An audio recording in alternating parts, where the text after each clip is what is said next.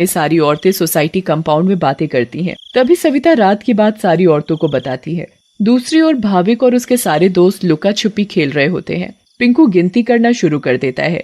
तभी सारे बच्चे इधर उधर छिप जाते हैं, मगर भाविक खेल खेल में अपने फ्लैट के सामने वाले फ्लैट के दरवाजे तक पहुंच जाता है। उसे ये पता नहीं होता कि ये वही फ्लैट है जिसमें कल रात उसने एक औरत को जलती हुई मोमबत्ती के साथ देखा था। अरे ये दरवाजा तो खुला हुआ है और यहाँ तो कितनी सारी लाइटें हैं। चलो अब मैं जल्दी से इस घर में छिप जाता हूँ ताकि मुझे कोई ढूंढ ही ना पाए। वो जगह ठीक है, मैं उस कमरे में जाकर छिप जाता हूँ। भाविक जैसे ही उस फ्लैट के कमरे की ओर जाने लगता है, वैसे ही बाहर की सारी लाइट्स लुप लुप होने लगती हैं। ये क्या हो रहा है यहाँ पर? अचानक ये लाइटें लुप लुप कैसे होने लगी? भाविक इधर उधर देखने लगता है। तभी भाविक की नजर दरवाजे के ऊपर पड़ती है। ये दरवाजे के ऊपर क्या लिखा हुआ है? भूत! मम्मी, मम्मी बचाओ बचाओ! भाविक चिल्लाते हुए सोसाइटी कंपाउंड में जा पहुंचता है। अरे ये आवाज तो भाविक की लग रही है। ये तो भाविक की आवाज है। भाविक की आवाज सुनकर सारी औरतें और आदमी कंपाउंड में जमा हो जाते हैं। तभी वो देखते हैं कि सामने से भाविक भागते भागते चला आ रहा है। मम्मी, मम्मी, वहाँ सच में वहाँ भूत है। क्या हुआ बेटा भाविक? हाँ बेटा क्या हुआ? तुम इतने घबराए हुए क्यों लग रहे हो? हाँ बेटा कुछ तो बताओ। कहीं तुमने फिर से सामने वाले फ्लैट में भूत तो नहीं देख लिया? एक समय की बात है, गोकुल नाम की सोसाइटी में एक परिवार रहने आया।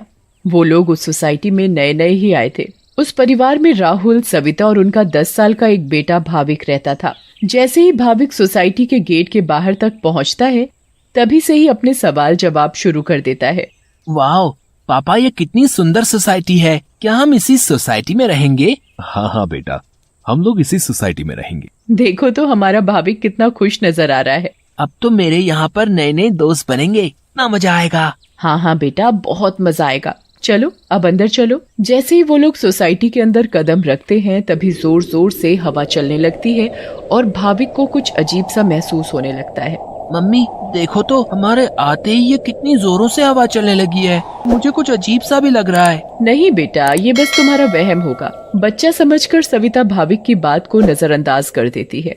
वो लोग अपने फ्लैट पर पहुंचते हैं। चलो चलो, अब आप दोनों जल्दी से फ्रेश हो जाओ, सोने का समय हो गया है। हाँ, क्योंकि कल मुझे इंटरव्यू के लिए भी जाना है। भाविक, राहुल और सविता कमरे में जाकर सो जाते हैं। ऐसे ही चलते चलते उन्हें 1 महीना बीत जाता है। एक दिन राहुल का बॉस उसे ऑफिस के काम से सूरत जाने को कहता है। ये तो कितनी अच्छी खबर है। मैं ये बात सोसाइटी जाकर सविता और भाविक को बताऊंगा, तो वो दोनों भी बहुत खुश हो जाएंगे। राहुल घर जाकर ये बात सविता और भाविक को बताता है। सविता, ओ सविता, कहाँ हो तुम? तुम्हें एक खुशखबरी देनी है। अरे हाँ, क्या हुआ? इतना क्यों चिल्ला रहे हैं आप? हाँ पापा, क्या हुआ?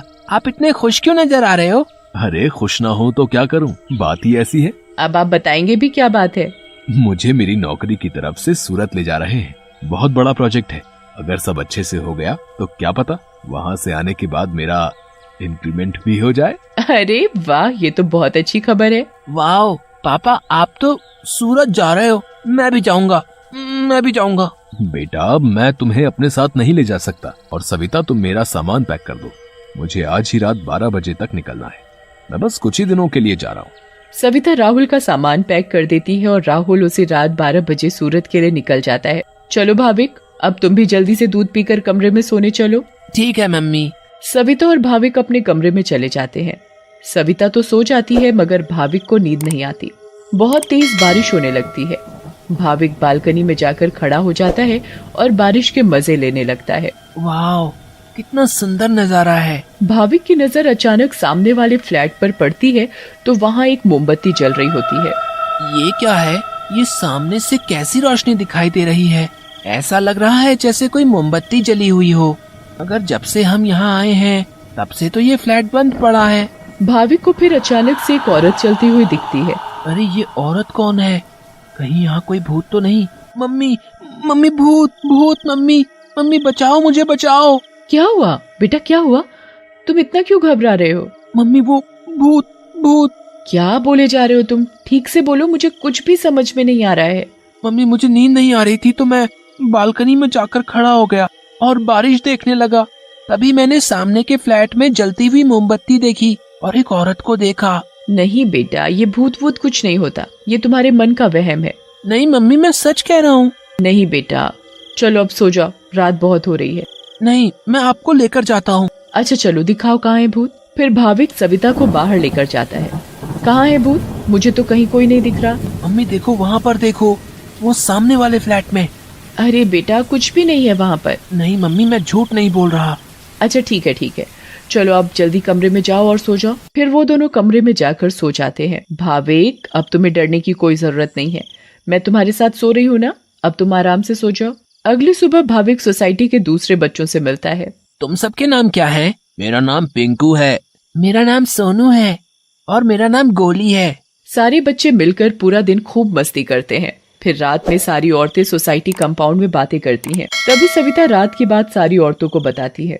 दूसरी ओर भाविक और उसके सारे दोस्त लुका छुपी खेल रहे होते हैं। पिंकू गिनती करना शुरू कर देता है। तभी सारे बच्चे इधर उधर छिप जाते हैं, मगर भाविक खेल खेल में अपने फ्लैट के सामने वाले फ्लैट के दरवाजे तक पहुंच जाता है। उसे ये पता नहीं होता कि ये वही फ्लैट है जिसमें कल रात उसने एक औरत को जलती हुई मोमबत्ती के साथ देखा था। अरे, ये दरवाजा तो खुला हुआ है और यहाँ तो कितनी सारी लाइटें हैं। चलो अब मैं जल्दी से इस घर में छिप जाता हूँ ताकि मुझे कोई ढूंढ ही ना पाए। वो जगह ठीक है, मैं उस कमरे में जाकर छिप जाता हूँ। भाविक जैसे ही उस फ्लैट के कमरे की ओर जाने लगता है, वैसे ही बाहर की सारी लाइट्स लुप लुप होने लगती हैं। ये क्या हो रहा है यहाँ पर? अचानक ये लाइटें लुप लुप कैसे होने लगी? भाविक इधर उधर देखने लगता है। तभी भाविक की नजर दरवाजे के ऊपर पड़ती है। ये दरवाजे के ऊपर क्या लिखा हुआ है? भूत! मम्मी, मम्मी बचाओ बचाओ! भाविक चिल्लाते हुए सोसाइटी कंपाउंड में जा पहुंचता है। अरे, ये आवाज तो भाविक की लग रही है। ये तो भाविक की आवाज है। भाविक की आवाज सुनकर सारी औरतें और आदमी कंपाउंड में जमा हो जाते हैं। तभी वो देखते हैं कि सामने से भाविक भागते भागते चला आ रहा है।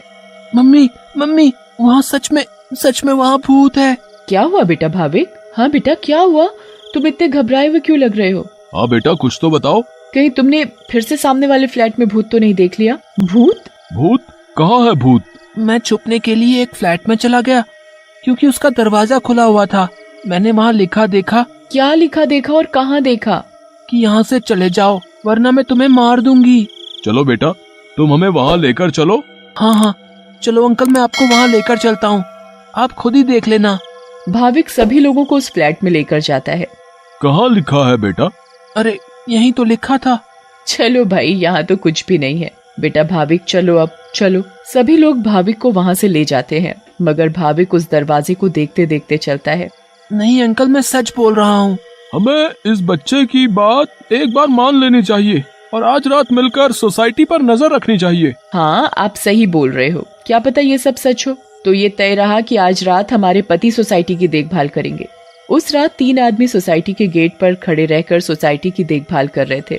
मुझे जरा बाथरूम जाना है, मैं बस अभी जाकर आता हूँ। हाँ ठीक है, तुम होकर आओ। क्या हुआ जी?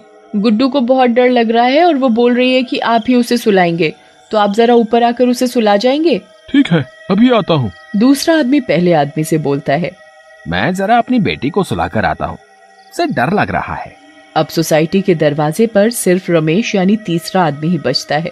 कहाँ रह गए ये दोनों? वो आदमी इधर उधर घूमता रहता है और अब उसे भी अकेले डर लगने लगता है। तभी उस आदमी को किसी औरत का साया दिखता है। उसके लंबे खुले हुए बाल और पायल की छम छम आवाज। चुड़ैल, बचाओ बचाओ, चुड़ैल।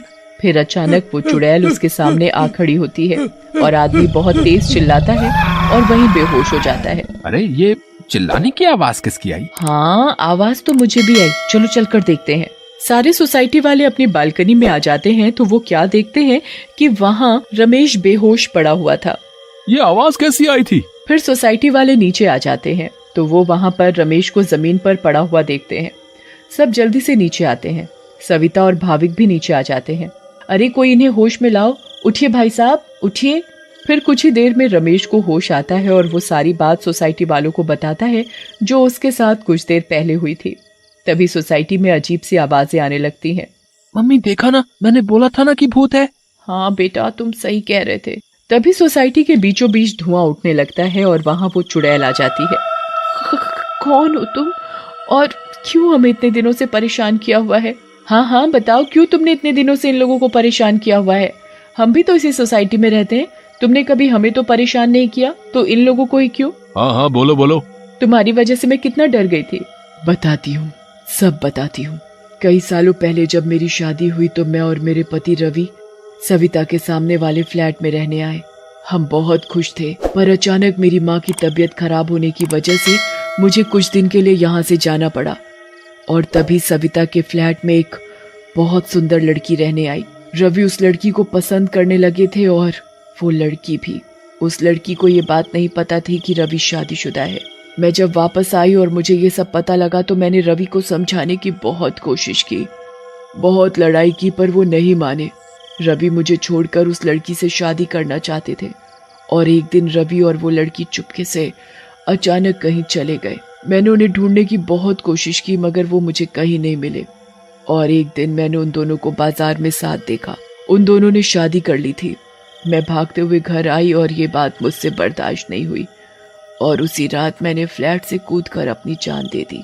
और उस दिन से इस फ्लैट में किसी को रहने नहीं देती, जिसमें सविता और उसका परिवार रहता है।